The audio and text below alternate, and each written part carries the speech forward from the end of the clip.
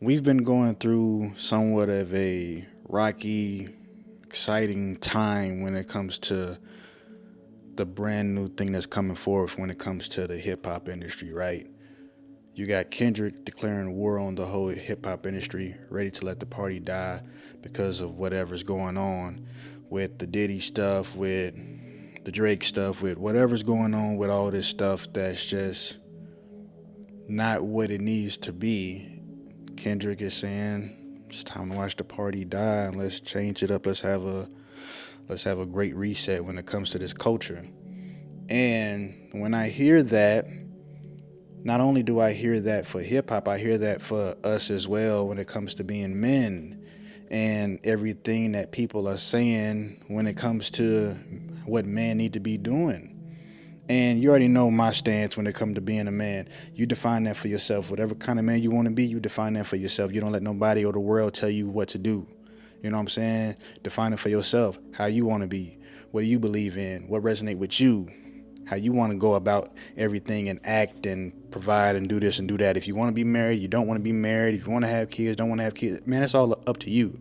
You want to work a job, you don't want to work a job, you want to be your own boss, you want to be a lazy bum, that's all up to you, bro. It's your prerogative, you know what I'm saying? You get to experience what you want to experience in this life, bro. While you here, bro, you get one life, bro. So don't let nobody tell you what you need to be doing with your life, and that's supposed to be the end all be all, bro. Do what you want to do with your life. But when I look at this, I don't only look at it from a perspective of the hip hop culture or the culture for men, but I also look at it from a standpoint when it comes to black culture. You know what I'm saying? Too much of what's being pushed now and we're calling culture is, bro, what the hell are we talking about? We shouldn't be doing this. Like, we should be trying to strive to go do more and do greater instead of doing the same things over and over and over. I understand that in some areas, some sections, all that type of stuff in the world, it's going to be people that's going to, like, they play by different rules and you can't really speak on that, not knowing what's going on outside of there. But even at the same time, I feel like things like that needs people in these areas to step up and be leaders and show people what it looks like when it comes to the power of forgiveness, the power of understanding, the power of like trying to bring each other together and talk this stuff out. Because if we keep just letting this stuff just fester and keep going and going and going, we're going to keep creating this cycle of just killing and violence and all this type of stuff. And you're going to end up realizing that at the end of the day, we're just killing off ourselves.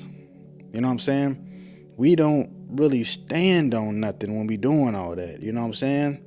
Some of us do, and then some of us stand on some BS. But then when you get the two mixed up, who's going to end up winning out? Like, does good prevail over evil? Does evil prevail over good?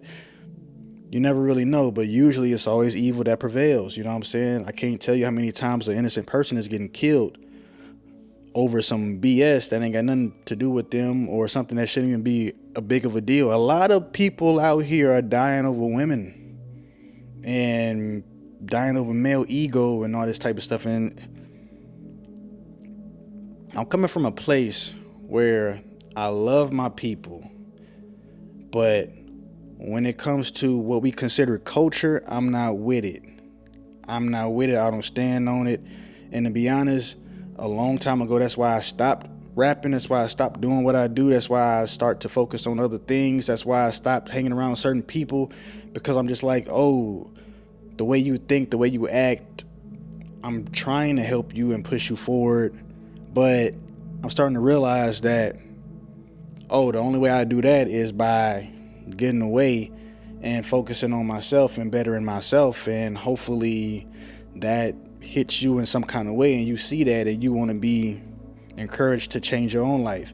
And for a few people, I've done that. Yeah, I've seen people that was going down the wrong way. I separated myself. I kept growing and glowing and growing. And then they came along later on. You know what I'm saying? I think my whole thing was I'm trying to save everybody as I'm getting saved. But we all have different timelines of, how we see in life. You know what I'm saying?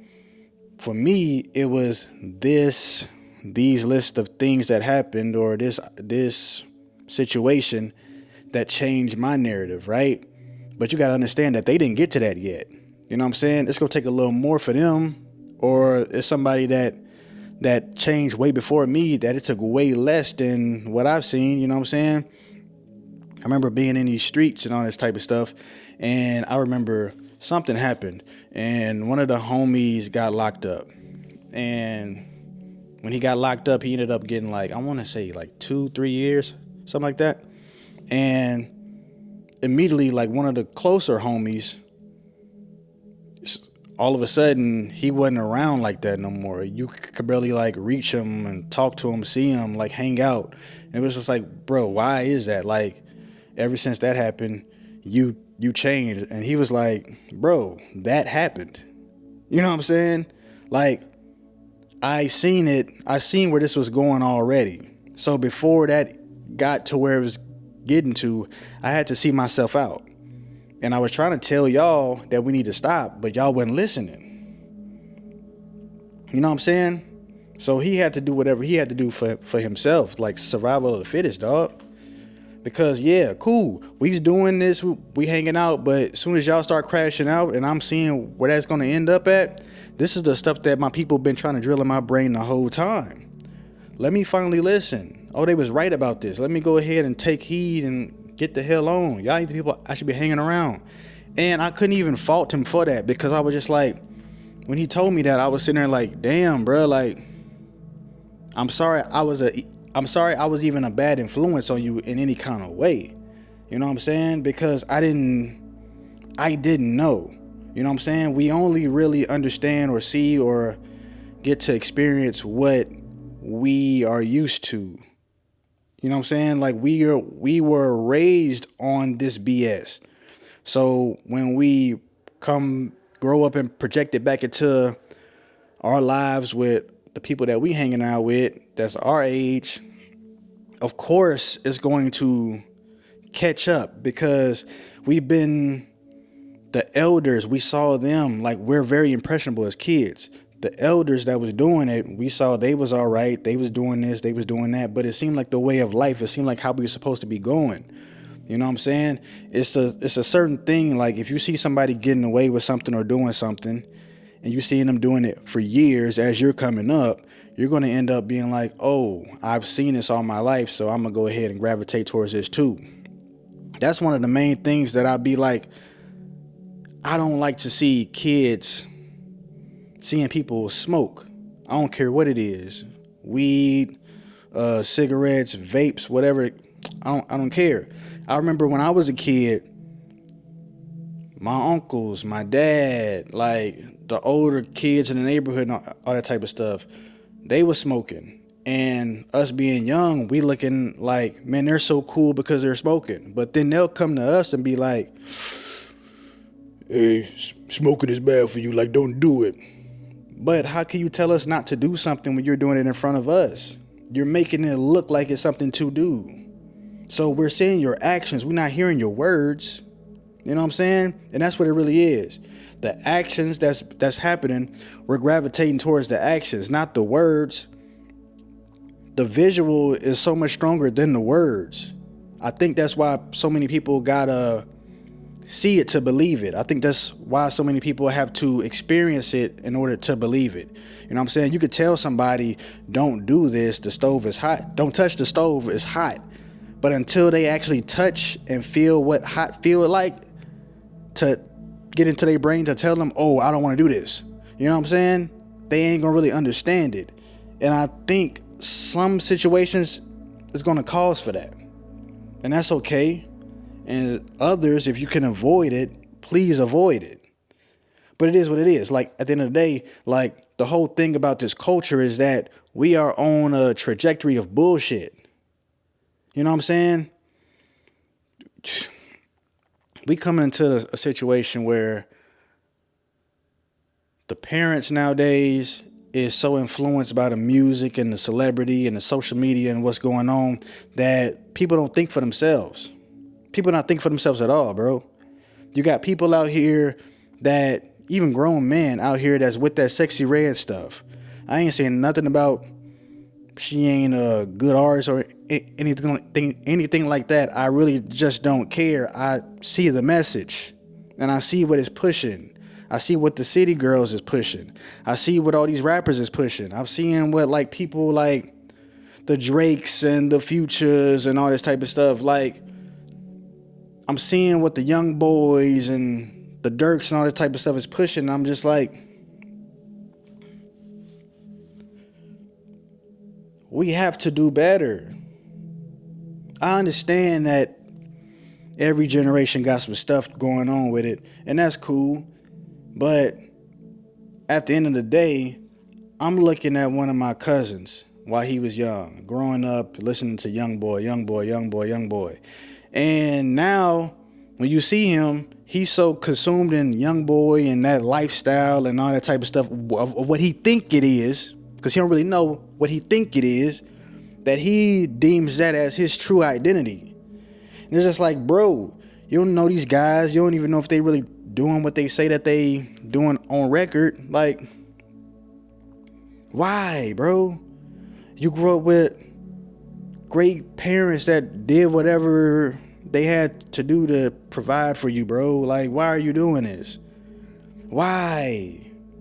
I'm seeing the same thing when it comes to Michael Irvin's son, that's trying his hardest to be a street rapper. And it's just like, you don't gotta do that, bro. Like, but that's what I'm talking about. Like, the culture would tell you that that's what you need to be doing. That's what you need to be focused on. And it's BS, bro. It's BS. It's BS. It's BS. It's bullshit, bro. It's bullshit. It's bullshit. I can tell you firsthand experiences. I'm from it, bro. I'm from that. I'm really from that. I'm not glorifying that shit whatsoever. In fact, I do my hardest to try to be not that.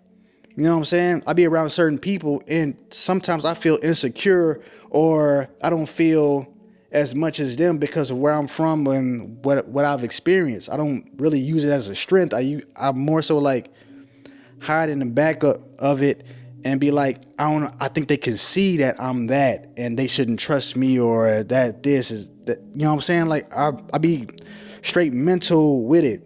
So I try to do my best to like sound different, talk different, walk different, be different. And then I start to realize that, well, if I can't be my full self, how would they ever accept me? How would if I can't expect them to accept me if I don't accept myself and what I come with, what I came from? Yeah, I could be from it, but I don't got to be of it. You know what I'm saying? If you are smart and you really from it, you know that anybody from it ain't trying to be still in it. We ain't glorifying that shit, bro. We ain't glorifying that culture, bro, because that's not us, bro. That's not us, bro. Me and my girl joke all the damn time. She from the 17th in New Orleans. And I be sitting here saying like, yeah, you from the hood, you did you this, you that. And she be like, I'm not from the hood, I'm not this, I don't know what you're talking about. I'm bougie, I've been bougie all my life and all that type of stuff. Like, we don't want to associate ourselves with that bullshit. There's no reason to associate ourselves with that bullshit. What do you want? Like, you don't get no brownie points. You don't get no cookie for that. You know, ain't no badge of honor for that. You know what I'm saying? You grew up in a situation in which you wasn't even supposed to be in, but because of racism and all this type of stuff, you end up being in it. And the only thing that you've been taught to do was either bask in it or try your best to get the hell out of it. So either you're going to choose, you know what I'm saying, whatever you choose. At the end of the day, you can't keep sitting here saying that this is the culture and I love it and I'm about people getting killed, I'm about drug dealing, I'm about gang banging, I'm about this, I'm about that, I'm about drug abuse. You can't be about that. You can't be about that, bro. You're supposed to grow up, learn, get better in life. Teach the next generation how to be better at life. Learn from the mistakes that you went through and don't even push it to them in any kind of way that they can even possibly see or understand. I take pride in my son not having to be in a situation where he's growing up in the hood and having to go through all that stuff. His mom is providing for him. I'm providing for him. His grandparents, you know what I'm saying? like his uncles, his aunties, and all that type of stuff. Like, it takes a village to raise children, bro.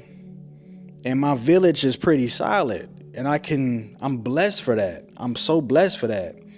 I can say my village is in a position where we're not even pushing that kind of detrimental thinking up on the younger generation. I'm blessed to say that.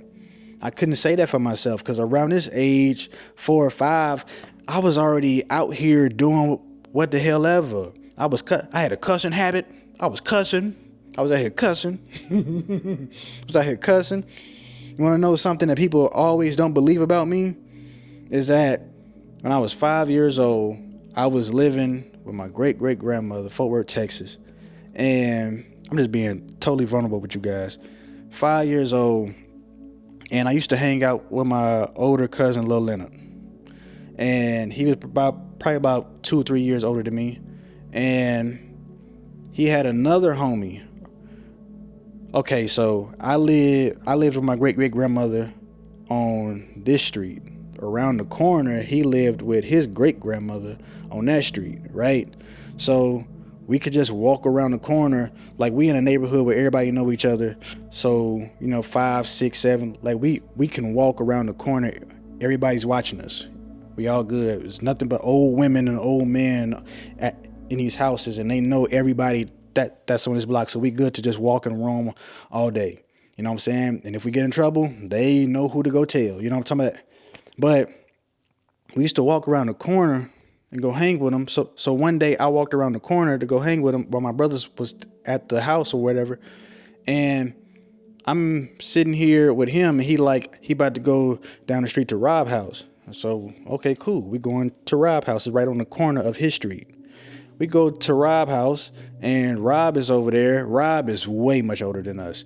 If I was 5, that means Lil Leonard was probably 7, and Rob was damn near 12, 13, right? And we used to hang with Rob because we all just knew each other. Just same block, family know each other, family cool. We hang with each other. So we at Rob house. And we on the porch with his mom and his grandfather, and they smoking cigarettes. And then this was my first time ever seeing anybody young smoke. Like, they passed him the cigarette. He started smoking it. While he's smoking it, I don't know, my impressionable mind was like, oh, he's doing what grown-ups is doing at a young age. Like, he's cool. Like, I want to do that too. Like, yo, Rob, what's up? So I'm like, yo, I want to smoke something. Lil Leonard didn't say nothing. He older than me. He didn't say nothing. He just looking.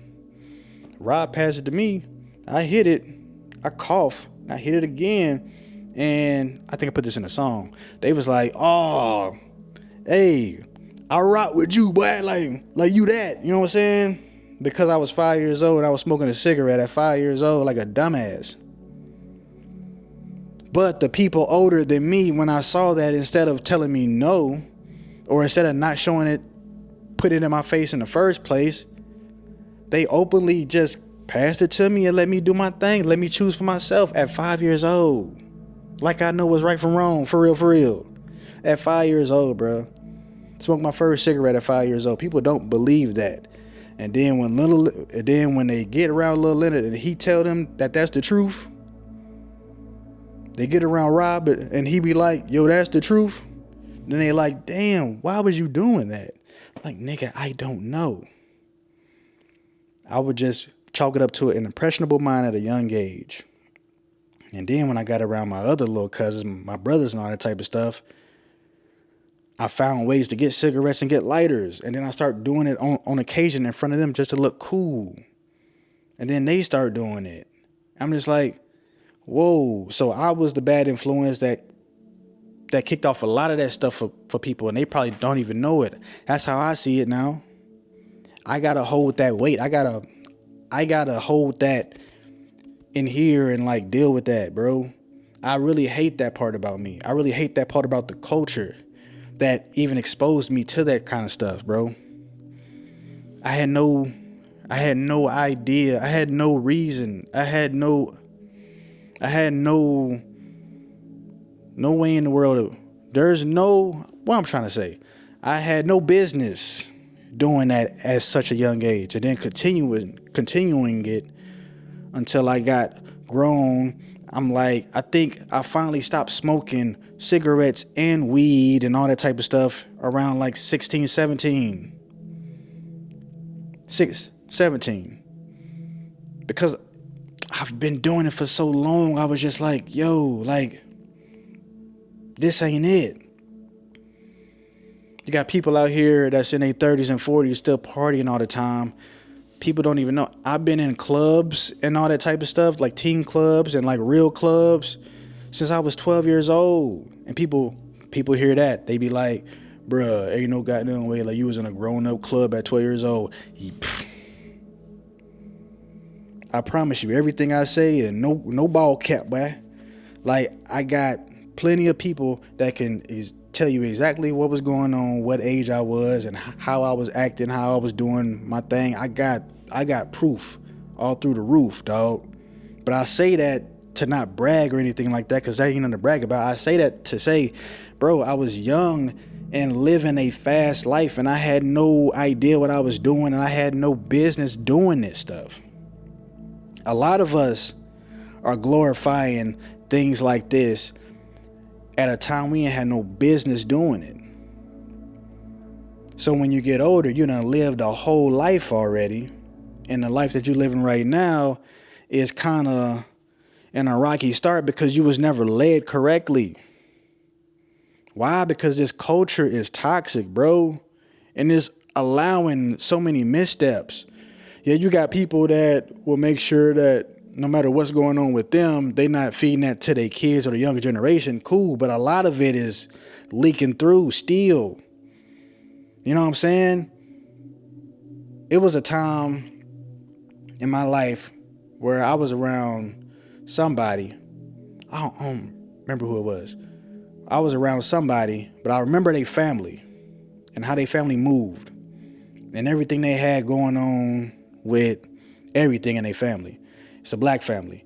It was one of the guys that I played football with in the parks, and I used to hang around him all the time because he was just so cool, bro. But I'm looking and I'm just like realizing like how they go about stuff. They don't even do certain things around him. They don't even let him experience certain things. It's like if we start cussing or doing something around him, they gonna come and hop on us. You know what I'm saying? They like, hey, no, cut that out. He don't need to be hearing that. You don't even need to be saying that for yourself. Like, they'll get on you about what you doing. And they don't care who is in front of your parents too. My mom used to just be looking like, you know what I'm saying? But she couldn't say nothing. They was right about the stuff that they was saying, stop doing and all that type of stuff. They was right.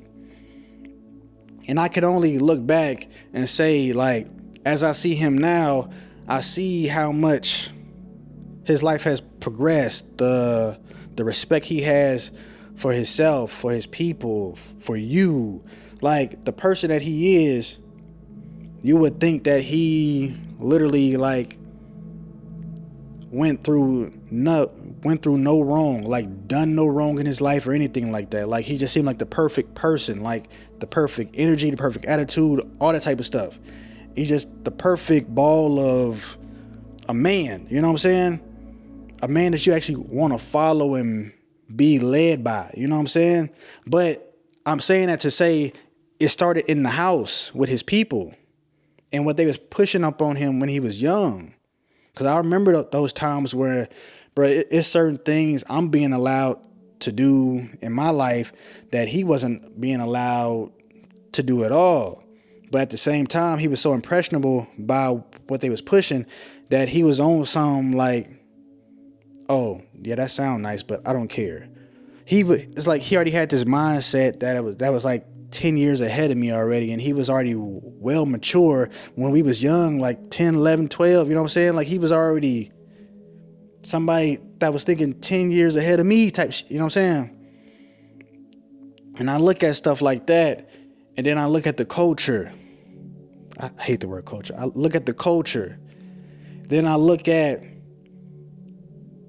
we are all just products of the environment that we was raised in. Once they got rid of people like Martin Luther King, Malcolm X, once they destroyed the Black Panther Party and stuff like that, like,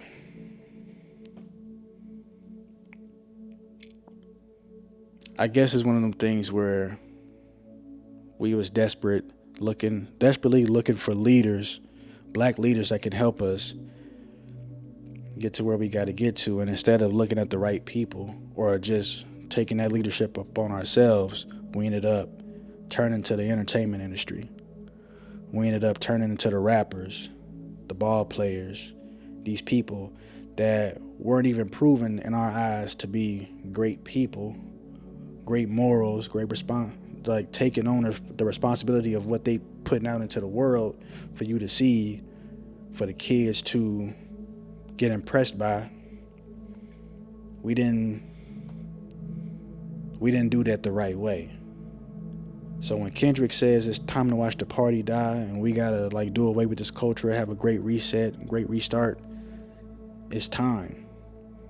Because you got albums like Mr. Morale and the Big Steppers and Tyler the Creator's Chromacopia, Jay-Z's 444, that's going to sit here and it's going to be keys for us to do just that. You know what I'm saying? Just something to think about, bro.